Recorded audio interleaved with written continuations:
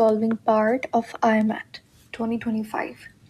Question 1 है हमारे पास, या फिर इस सीरीज़ के अकॉर्डिंग क्वेश्चन 5 से पहले जो है वो रीडिंग सेक्शन होता है, ठीक है। सो क्वेश्चन 1 या 5 कहता है कि कंसिडर दिस स्टेटमेंट। हमारे पास एक स्टेटमेंट गिवन है, the number 2 is a prime number. वो कहता है कि नंबर 2 एक नंबर, यानी कि 2 जो है वो प्राइम नंबर है, ठीक है, स्टेटमेंट है। अब हमें बताना है कि which of the following statements is deducible from the given statement.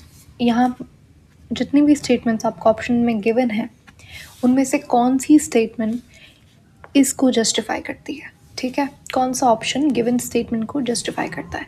Option A अगर आप देखें तो एटलीस्ट 1 प्राइम नंबर एक्सिस्ट, तो बिल्कुल ऐसा ही है। 2 जो है आपके पास वो एक प्राइम नंबर, यानी कि आपने वो नहीं देखना कि अच्छा कितने प्राइम नंबर्स हैं, ठीक है। आपने जो स्टेटमेंट गिवन है उसको कंसिडर करके ऑप्शंस में से देखना है कौन सा ऑप्शन परफेक्टली उस स्टेटमेंट गिवन स्टेटमेंट को जस्टिफाई कर रहा है। अब ऑप्शन ए बिल्कुल सही बात है कि आपके पास एक नंबर उसने दे दिया, तो एटलीस्ट एक नंबर तो प्राइम नंबर है, एग्जिस्ट करता है, ठीक है। इसमें एटलीस्ट कोई गलत चीज़ इस ऑप्शन में मुझे नहीं दिख रही। ऑप्शन बी पे आ जाओ, वो कहता है कि नो प्राइम नंबर एक्सिस्ट, तो ऐसा नहीं है। उसने कहा कि 2 जो है वो एक प्राइम नंबर तो है, ठीक है। At least 1 number is not a prime number, not की तो बात ही नहीं हुई थी, उसने कहा था is a prime number. No number is a prime number नहीं, उसने कहा कि number 2 is a prime number. All numbers की नहीं बात हुई, तो ये ऑप्शन भी एलिमिनेट हो जाएगा। इस वजह से आपके पास ऑप्शन ए, जहाँ पे वो कह रहा है एटलीस्ट 1 प्राइम नंबर एग्जिस्ट करता है, तो ये ऑप्शन बिल्कुल फिट होता है गिवन स्टेटमेंट में।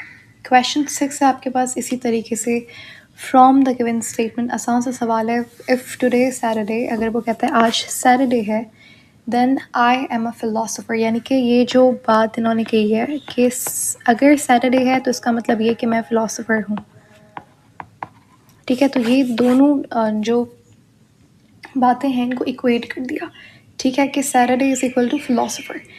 अब सेकंड आपको जो उसने बात लिखी हुई है जिसे हमें कंप्लीट करना है आगे, वो ये है कि I am not a philosopher, ठीक है। तो क्या कंक्लूजन आप डिड्यूस कर सकते हो गिवन स्टेटमेंट से।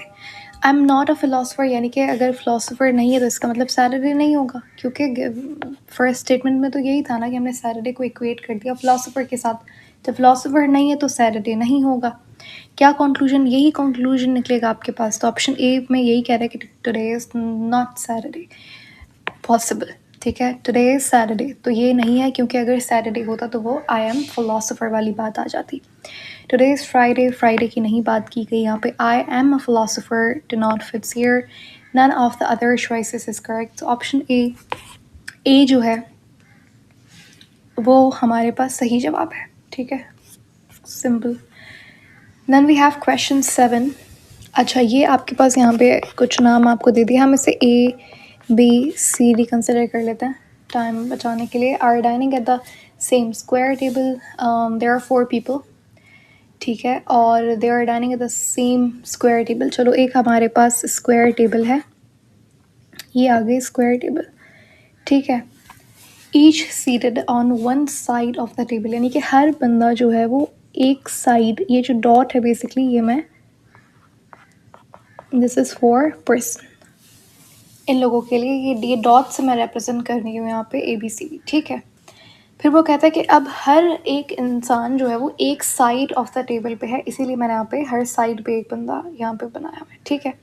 फिर आगे इन्फॉर्मेशन में आपको कहा गया है कि अल्बर्टो इज सीटेड, अच्छा ए हमने ए से बोला था, तो A is seated to the left of B.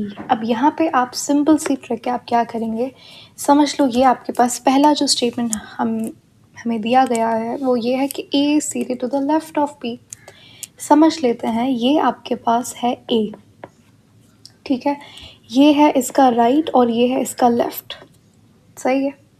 अब ये जो बंदा है ये वाला, ये अभी इसको हम बी सी नहीं कह रहे, कुछ भी बी सी डी कुछ नहीं कह रहे, ठीक है। लेकिन इसका अगर मैं यहाँ पे बनाऊँ, हम हर बंदे का, हर इंसान का लेफ़्ट राइट बना लेते हैं। तो जो भी, अब आपको क्या करना है यहाँ पे, जो इसका राइट है यहाँ पे तो इसका लेफ़्ट हो जाएगा, ठीक है। तो ये इसका क्या हो गया, लेफ्ट हो गया और ये इसका राइट हो गया। इसी तरीके से इसका ऑपोजिट हो जाएगा, ये इसका लेफ्ट है और ये इसका राइट है। सेम गोज फॉर दिस, ये लेफ्ट हो जाएगा और ये राइट हो जाएगा। जनरल इन्फॉर्मेशन आपने कोई भी क्वेश्चन इस तरीके का है वहाँ पे ये सबसे पहले बना लेना कि ये लेफ्ट राइट हो गया। ठीक है, पहली स्टेटमेंट देखते हैं। पहली स्टेटमेंट वो कह रहे हैं कि A seated to the left of B. अब ए जो है, ये रहा ए, ठीक है, वो कहता है ए जो है वो बी के लेफ्ट में है। तो अब यहाँ पे अगर मैं इसको बी कंसिडर करूँ, ठीक है, सपोज हम ये वाले को बी कहते हैं, तो बी का जो लेफ्ट है उसके यहाँ पे ए बैठा है, बिल्कुल ठीक बात है। ठीक है, तो हमारे पास ए हो गया, बी हो गया। आगे वो कहता है A seated to the left of B. चलो ठीक है, ए जो है वो बी के लेफ्ट में है, but not to the right of C, not to the right of कर लो। इसका मतलब ये है कि ए जो है वो बी के तो लेफ्ट में है, लेकिन सी के राइट में नहीं है। यानी कि ये जो भी इंसान है ये सी नहीं हो सकता। अगर ये सी नहीं है तो ये डेफिनेटली क्या बचा, कौन, अब डी बचा। तो यानी कि ए जो है वो बी के लेफ्ट में है और डी के राइट में, क्योंकि उसने हमें डायरेक्टली ये नहीं बोला वो डी के राइट में, उसने हमने कहा कि but not to the right of C. ठीक है, समझ आ रहा है? थोड़ा सा लंबा लेंथी हो सकता है, लेकिन एक बार आप करोगे तो ये बहुत आसान सा क्वेश्चन है। ठीक है, तो यहाँ पे क्या हो गया, not to the right of C, बचा कौन, डी। तो डेफिनेटली अब यहाँ पे ए जो है वो डी के राइट में, क्योंकि सी के राइट में नहीं था। ठीक है, अब सीधी सी बात है कि ये जो है हमारे पास कौन बचा, ए बी सी, सी रहता है तो ये सी हो गया। ये हमारे पास हो गया एक हमने क्वेश्चन की समरी यहाँ पे निकाल ली। इसको देख के आप सारे ऑप्शंस देखोगे, कौन सा ऑप्शन सही है आपको पता लग जाएगा। ऑप्शन ए में वो कहता है कि D is seated to the right of C. अब देखो ये डी है, डी कहता है सी के राइट पे है। सी का राइट कौन सा है, ये वाला। तो ऐसा ही है कि डी जो है वो सी के राइट पे है। ये स्टेटमेंट बिल्कुल ठीक है, सही है।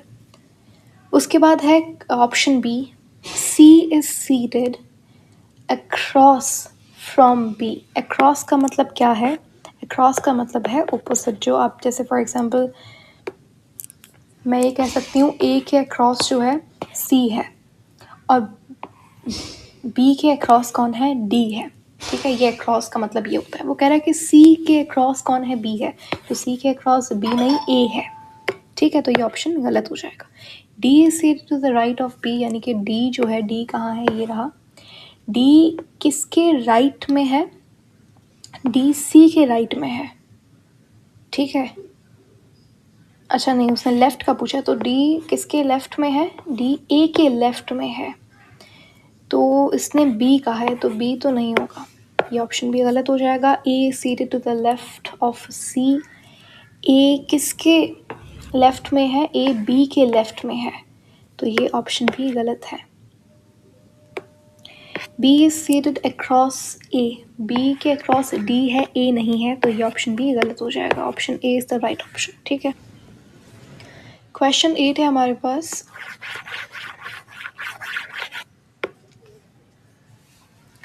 Three pills coloured blue red green respectively, हमारे पास 3 पिल्स हैं जिनका कलर ब्लू रेड ग्रीन है। ठीक है, are each placed individually inside 3 small boxes of the same colours blue red green. चलो 3 पिल्स हैं, 3 बॉक्सेस हैं, बॉक्सेस का कलर भी वही है। क्या कलर है बॉक्सेस का, बॉक्सेस का कलर है ब्लू रेड और ग्रीन। ठीक है, और पिल्स भी ऐसी ही हैं हमारे पास, ब्लू रेड और ग्रीन। ठीक है, फिर वो कहता है इन सच अ वे, यानी कि एक बॉक्स में एक पिल है। ठीक है, आर ईच प्लेस्ड इंडिविजुअली, यानी कि हर पिल एक बॉक्स में है। उसके बाद वो कहता है इन सच अ वे, इस तरीके से एक पिल को हमने एक बॉक्स में रखा है कि no pill is inside the box of its own colour. This is very important question. असल में यही है कि भाई जो आप एक बॉक्स में पिल रख रहे हो, कोई भी पिल अपने सेम कलर के बॉक्स में नहीं जाएगी। जैसे अगर मेरे पास ब्लू पिल है तो वो आप ब्लू बॉक्स में नहीं रख सकते, वो या तो ग्रीन में होगी या तो रेड में होगी। ठीक है, तो यही सवाल है। फिर वो कहता है एडिशनली, एक और उसने बात कही है हमारे पास, blue pill is not in the green box. तो इन स्टेटमेंट में से कौन सी स्टेटमेंट सही है हमें ये बताना है। तो blue pill is not in the green box, ये बहुत इंपॉर्टेंट पॉइंट हमें मिल गया है कि यहाँ पे अब हम पता लगा सकते हैं कि कौन सी पिल के कौन से बॉक्स में कैसे। देखो उसने बोला ब्लू पिल जो है वो, एक तो उसने बात की कि कोई भी पिल अपने सेम कलर के बॉक्स में नहीं होगी, यानी कि ब्लू पिल ब्लू बॉक्स में नहीं होगी। फिर उसने कहा कि ब्लू पिल जो है वो ग्रीन बॉक्स में भी नहीं है। तो बचा कौन सा, रेड बॉक्स, यानी कि रेड बॉक्स में कौन सी पिल होगी, रेड बॉक्स में होगी आपके पास ब्लू पिल। ठीक है, एक हमें ये आंसर यहाँ पे मिल गया। उसके बाद अगर आप देखो हमें एक मिल गया है। अब मैं ऑप्शंस पढ़ने से पहले एक चीज़ आपको सिंपल सी पूछूं, अगर मैं बात करूं ग्रीन पिल की, ठीक है, ये हमें पता लग गया कि रेड में ब्लू है। चलो अगर आप दूसरी पिल्स की अगर आप बात करो तो आप आसानी से बता सकते हो कौन सी किस में है, क्योंकि देखो सेम कलर वाली बॉक्स में तो नहीं होगी। जैसे अगर मैं बात करूँ ग्रीन पिल की, ग्रीन पिल थी ना, हाँ, तो ग्रीन पिल किस में होगी, ब्लू में या ग्रीन में। मैम ग्रीन में तो नहीं हो सकती क्योंकि सेम कलर वाले बॉक्स में नहीं हो सकती, यानी कि ब्लू बॉक्स में कौन सी पिल होगी, ग्रीन पिल होगी।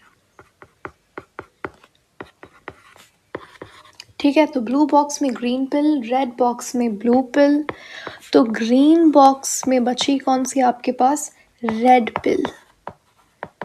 ये आपने एक समरी बना लेनी है, हर ऑप्शंस पे जाने से पहले ही एक आपके पास क्वेश्चन को आपने अपने वर्ड्स में या फिर डायग्राम के थ्रू आपने अपने पास लिख लेना है। उसके बाद आपने ऑप्शंस में जाना है। अब आप ऑप्शंस पढ़ लो, सारा यही पूछा हुआ होगा कि कौन सी पिल कौन से बॉक्स में। तो ऑप्शन ए देखो, ग्रीन पिल ब्लू बॉक्स में है, ग्रीन पिल ब्लू बॉक्स में है, ठीक है। रेड पिल ग्रीन बॉक्स में है, ग्रीन पिल ब्लू बॉक्स में है, ठीक है। रेड पिल ग्रीन बॉक्स में है, ये भी सही है। और ब्लू पिल रेड बॉक्स में है।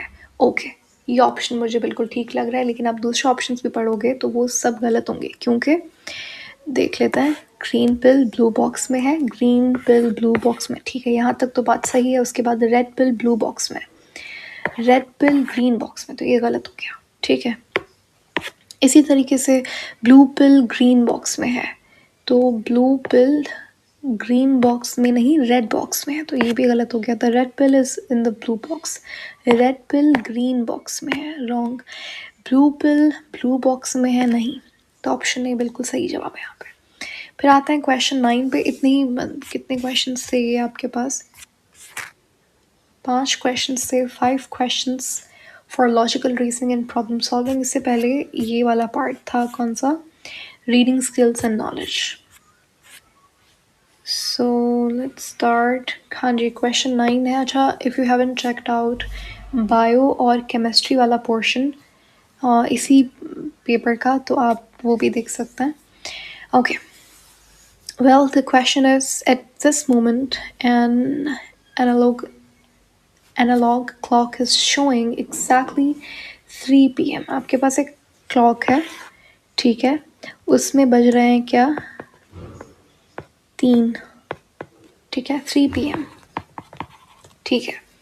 After the minute hand has completed, जो मिनट हैंड है ये वाला हैंड क्या है, मिनट हैंड है। तो अगर ये कंप्लीट करता है 1.75 full rotation from its current position, इस पोजीशन से, ये जहाँ पे अभी है 3 बज रहा है, वहाँ से अगर ये 1.75 की रोटेशन लेता है, तो बताइए फिर क्या टाइम होगा क्लॉक में। जब भी आपको इस तरीके से फुल रोटेशन दे दी जाए और आपको बताना है कि अच्छा एंगल, हमें क्या पता कितना एंगल बनेगा 1.75 में, तो देखो उसने बोला क्या, उसने बोला है 1.75, यानी कि एक रोटेशन पूरी है और दूसरी रोटेशन जो है वो 75 परसेंट आप बोल सकते हो, ठीक है।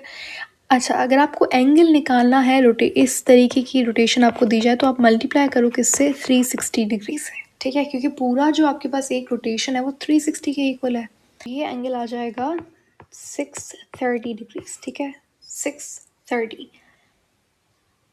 अब 360 डिग्री जब आपने मल्टीप्लाई किया इसको, तो ये आंसर आ गया आपके पास क्या, 630, ठीक है। इसका मतलब ये है कि ये जितनी रोटेशन है वो 630 के बराबर है। अब मुझे पता है कि एक रोटेशन जो है वो कितनी है, वो 360 के बराबर है। चलो ये तो पता लग गया हमें। बाकी जो वन रोटेशन जो है वो 360 के इक्वल है। बाकी उसके बाद जो ये 0.75 इसने लिखा है, ये कितना बनेगा? तो ये आप कैसे निकाल सकते हो? पूरा कितना है? 630 बन रहा है 1.75 फुल रोटेशन में। तो अगर इसमें से हम माइनस कर दें क्या 360, तो मेरे पास हमें ये इन्फॉर्मेशन मिल जाएगी कि ये जो 7.75 लिखा हुआ है ये कितनी रोटेशन बनेगी। इसको माइनस करके देखो आप। 7 ये हो जाएगा 5 माइनस 3 वुड बी 2, यानी कि 270। ठीक है, तो अब देखो अभी 3 बज रहे हैं, तो यानी कि एक फुल रोटेशन यानी कि 360, तो मैं पूरा 360 पहले कर लेंगे। तो यहाँ पे 360 अगर एक पूरी रोटेशन करेंगे, ठीक है, तो ये एंगल यहाँ से शुरू हो गए, कहाँ पे क्या टाइम होगा? 4 बज जाएंगे। ठीक है, अभी 3 बज रहे हैं, तो पूरी रोटेशन होने के बाद ये आपके पास टाइम क्या होगा? 4। ऐसा ही है ना? देखो अभी 3 PM हो रहा है।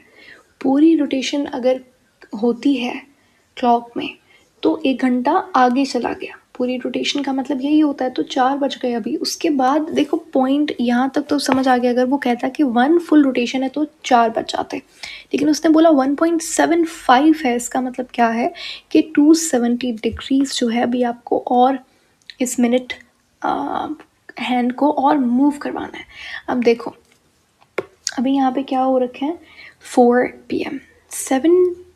270 डिग्री का मतलब क्या है कि यहाँ पे देखो ये 90 हो गया, ये हो गया 180, और यहाँ पे होता है क्या? यहाँ पे होता है 270, और ये दोबारा से क्या हो जाएगी? जब ये पूरा एक रोटेशन कंप्लीट होता है तो उसको आप 360 बोल देते हो, लेकिन ये 360 नहीं है, ये कितना है? ये 270 है। इसका मतलब क्या हुआ? ये आपके पास यहाँ पे 45 मिनट्स हो जाएंगे। ठीक है, ये 9 पे आके रुकेगा, तो 4:45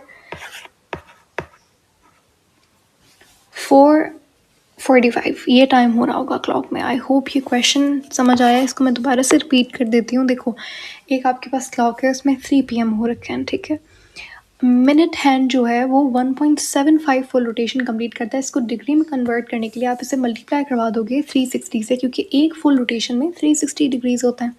आंसर आ गया आपके पास 630। ठीक है, अब 630 टोटल है। ठीक है, अगर मैं इसमें से 360 माइनस कर दूं तो पीछे 270 डिग्री बच जाता है। तो पहले तो हम क्या करेंगे, 3 बज रहे हैं अभी, पूरी दोबारा एक रोटेशन हुई यानी कि 360 डिग्रीज, तो क्या टाइम हुआ? 4 PM। ठीक है, लेकिन उसके बाद उसने कहा कि 270 डिग्रीज और भी। अब 270 डिग्रीज कहाँ पे कंप्लीट होता है क्लॉक में? इस जगह। ठीक है, क्योंकि ये 90, ये 180 और ये आ जाएगा आपके पास 270 और देन ये 360। अगर ये 12 पे होता तो ये हो जाता 360 दोबारा से। तो यहाँ पे आंसर क्या हो जाएगा आपके पास? 4:45। ठीक है, अगर यहाँ पे आपको 360 दो रोटेशंस की बात की हुई होती, इसने कहा था, इसने अगर for example completed 2 full rotations की बात की हुई होती तो टाइम क्या हो जाता? 5 PM हो जाता। ठीक है, अगर वो कहता 2.75 तो यानी कि टाइम क्या हो जाता? 2 आवर, यानी कि 2 फुल रोटेशंस। अभी 3 बज रहे हैं, बाद में 5 PM हो जाता। 7:5 का मतलब क्या है? 270 डिग्री, तो 5:45 टाइम हो जाता। तो इस तरीके से आपने ये क्वेश्चन क्यों करना है? सबसे पहले क्या करना है कि फुल रोटेशन गिवन है, उसको 360 से मल्टीप्लाई करवाओ, क्या टोटल आपके पास एंगल कवर हो रहा है। उसके बाद आपने देखना है कि अगर मैं इसमें से 360 को माइनस करवा दूँ, अगर 3 बज रहा है तो फिर एक पूरी रोटेशन पे 4 बज जाएंगे। तब दोबारा से यहाँ से दोबारा से वो एक कंप्लीट करा है रोटेशन, तो 360 मैंने माइनस करवा दिए तो 4 बच गए। लेकिन उसके बाद 270 भी हमें कवर करवाना है। तो 270 कहाँ पे होता है? 270 इस जगह होगा। 270 इस जगह होगा। कैसे? देखो ये 90 हो गया, ये 180 हो गया, ये 270 इस जगह हो जाएगा। तो ये 45